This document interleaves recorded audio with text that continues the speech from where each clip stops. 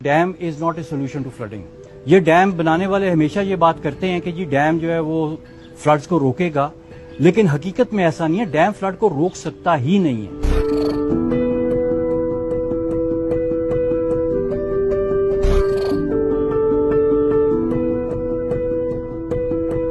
نقصان ڈیم کا یہ ہوتا ہے کہ چھوٹے چھوٹے فلڈز کو وہ روک لیتا ہے، اور جو بڑا فلڈ ہوتا ہے اس کو زیادہ تباہی کے ساتھ جو ہے وہ لوگوں کے پاس لے کے آتا ہے. اور ایک تو یہ کہ وہ دریا جو ہے وہ زیادہ تباہی کے ساتھ وہ لے کے آتا ہے، زیادہ بڑی ویو فلڈ کی وہ پروڈیوس کرتا ہے.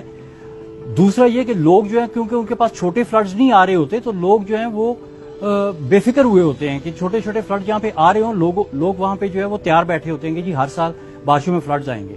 ہر سال کے فلڈ کو، چھوٹے چھوٹے فلڈ کو وہ روک لیتا ہے، اور بڑے فلڈ کو وہ ایک دم بڑی ویو کے ساتھ چھوڑتا ہے.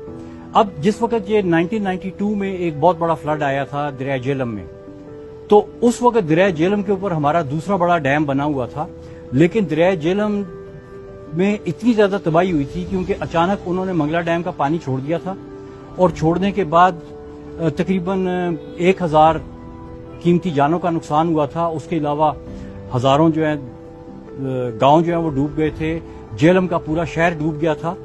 تو یہ سب کچھ اگر ڈیم نہ ہوتا تو اتنی بڑی تباہی نہ مچتی. اس کے اوپر وابڈا کی اپنی رپورٹ ہے جو یہ بتاتی ہے کہ یہ ڈیم فلڈ پروٹیکشن کے لیے بنائے ہی نہیں گئے. اب آ کے وہ لوگوں کو بتا رہے ہیں کہ جی یہ ڈیم تو فلڈ پروٹیکشن کے لیے ہے ہی نہیں ہے. یہ 1994 میں ان کی رپورٹ پبلش ہوئی تھی وابڈا کی، جو 1992 کے فلڈز کے بارے میں تھی. اور انہوں نے اس رپورٹ میں بڑا کلیئر یہ کہا ہے کہ کوئی بھی ڈیم ہم نے فلڈ پروٹیکشن کے لیے نہیں بنایا. جو 2010 کا فلڈ تھا اس کا ٹوٹل والیوم تھا 40 ملین ایکر فیٹ. آپ کا جو سب سے بڑا تربیلا ڈیم ہے وہ تقریباً 6 ملین ایکر فیٹ کا ہے. اگر اس کے نیچے کالا باغ بھی بن جاتا تو وہ بھی 6 ملین ایکر فیٹ کا ہے.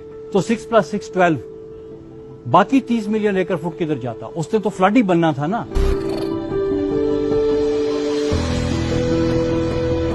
جب آپ کا ایک دریا، بڑے دریا کے اوپر ظاہر آپ بڑا ڈیم بناتے ہیں، جب آپ ایک اتنے بڑے دریا کا پانی چلنے سے روک دیتے ہیں تو اس سے جو پورے دریا کی ایکولوجیکل سسٹم ہے اور انوائرمنٹ ہے وہ بالکل تہس نہس ہو کے رہ جاتا ہے.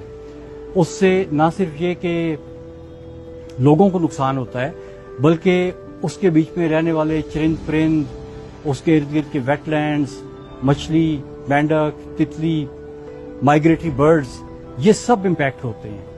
اور پھر جو آپ کا دریا ہے، مثلا جو ہمارے دریا ہیں ان میں ریت اور مٹی بہت زیادہ آتی ہے، کیونکہ یہ پہاڑوں میں سے، جن پہاڑوں میں سے نکلتے ہیں وہ پہاڑ جیولوجیکلی بہت ینگ ہیں، بہت کم عمر ہیں.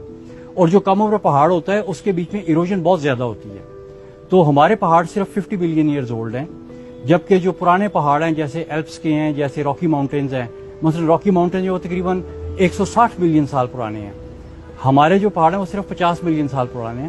تو ہمارے ادھر سے مٹی اور وہ جو ہے نا وہ بہت زیادہ تعداد میں نکلتا ہے.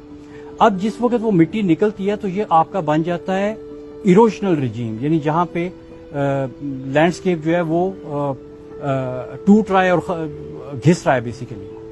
اسی کے مقابل جہاں پہ بھی کہیں پہ ایروژن ہو رہی ہوتی ہے تو جو ایروڈیڈ مٹیریل ہے وہ کہیں نہ کہیں پہ جا کے بیٹھ رہا ہوتا ہے، اور اس کو ہم جیولوجیکل ٹرمز میں کہتے ہیں ڈیپوزیشنل ریجیم. تو جو آپ کا ایروژنل ریجیم ہے وہ آپ کی ماؤنٹینز ہیں، اور جو آپ کا ڈیپوزیشنل ریجیم ہے وہ آپ کے فلڈ پلینز اور انڈس کا ڈیلٹا ہے، جب ہم انڈس ریور بیسن کے تناظر میں بات کرتے ہیں. تو آپ کے جو ڈیمز ہیں، اب وہ جو سلٹ اور مٹی آتی ہے وہ دریا وہ ڈیم کے پیچھے رک جاتی ہے.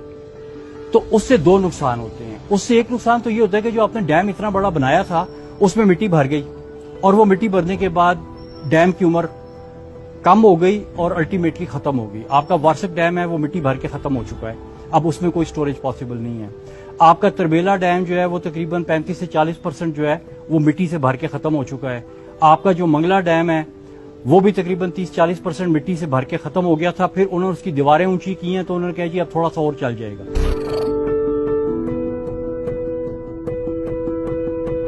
شاید یہ چیز بہت کم لوگوں کو ہسٹری میں پتا ہے کہ جس چیز کو ہم سنتاس معاہدہ بار بار کہتے ہیں وہ معاہدہ نہیں ہے، وہ ورلڈ بینک کے ساتھ فنڈنگ ایگریمنٹ کا انیکسچر ہے.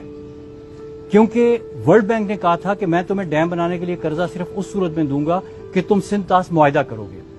اور ورلڈ بینک کیوں معاہدہ کر کے قرضہ دینا چاہتا تھا؟ کیونکہ ورلڈ بینک نے بہت سے پروجیکٹس انڈیا میں کروائے تھے جو پاکستان کا پانی روک رہے تھے, اور وہ سراسر انٹرنیشنل اصولوں کی خلاف ورزی تھی, کیونکہ پاکستان اور انڈیا کے درمیان میں 1950 سے لے کے 1960 تک کوئی معاہدہ نہیں تھا. لیکن معاہدہ نہ ہونے کے باوجود ورلڈ بینک کی مدد سے انڈیا وہ سارے پروجیکٹس کر رہا تھا جو پاکستان کا پانی روک رہے تھے. تو اگر پاکستان معاہدہ نہ کرتا تو پاکستان انڈیا کو اور اس کے مددگاروں کو کسی وقت بھی انٹرنیشنل کورٹ میں لے کے جا سکتا تھا.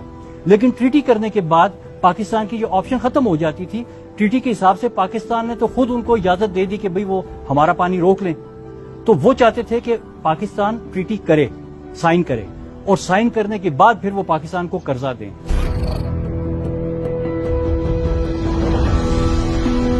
پولیٹیسائز ہونے کی جو وجہ مین نظر آتی ہے, جس وقت یہ سندھ طاس معاہدے کے بعد ہم نے 2 ڈیم بنانے کا فیصلہ کیا تھا, ایک منگلا ڈیم اور ایک تربیلا ڈیم.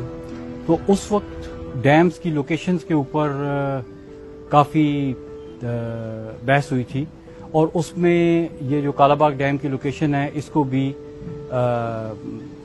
کنسیڈر کیا گیا تھا کہ اس جگہ پہ بھی ڈیم بن سکتا ہے. اور تربیلا میں اور اس میں کافی بحث ہوئی تھی. تو آخر میں فیصلہ یہ ہوا تھا کہ تربیلا ڈیم جو ہے وہ پہلے بنے گا اور اس سائٹ کے اوپر جو ڈیم ہے وہ بعد میں بنے گا.